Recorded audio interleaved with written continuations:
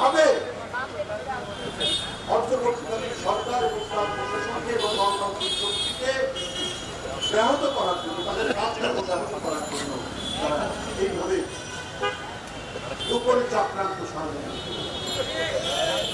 যাই হোক বন্ধুরা, আমরা 16-17 বছর লড়াই করেছি, চক্রান্তকারীরা চক্রান্ত করে এবং তাদের প্রভুদের কাছ থেকে বদল দিয়েও আছে। জনগণের শক্তি সর্বোচ্চ শক্তি, এটা ভুলে গিয়েছিল সেখানে।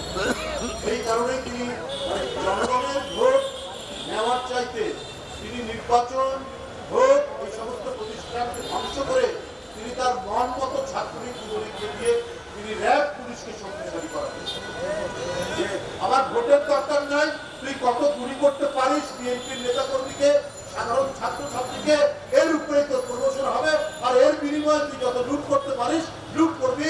বেনিদিক সাহেবরা 1000 কোটি টাকা লুট করেছে জনগণের বুকে গুলি চালিয়ে।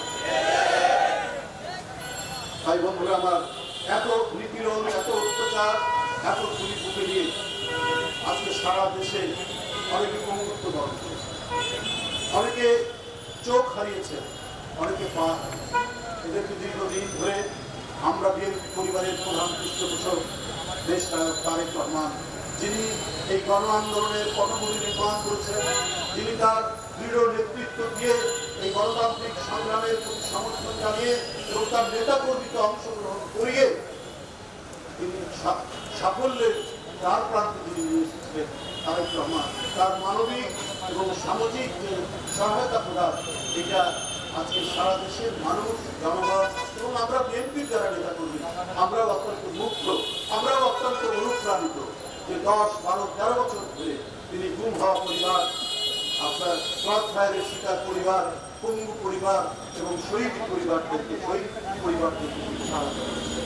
প্রকৃতিকে আরো সাংগঠনিক রূপ দেওয়ার জন্য তিনি খুব দ্রুতভাবে তাদের বাসায় পৌঁছানোর জন্য তিনি সংগঠন তৈরি করেছেন। আতিকুর রহমান নেতৃত্বে এটা প্রধান তিনি, এবং তাদের মাধ্যমেই আমরা সারা বাংলাদেশ এবং অন্যান্য সারা বাংলাদেশে যারা যেখানে আজকে অসহায় অবস্থায় যারা কাতরাচ্ছেন, পঙ্গু হয়ে আছে, বা সে সমস্ত শহীদ পরিবারের সাথে তার পক্ষ থেকে যতটুকু সম্ভব শুভেচ্ছা নিয়ে যাওয়া হচ্ছে। আজকে আমাদের রবিউল ইসলাম রবি, আমাদের বিএনপি পক্ষ থেকে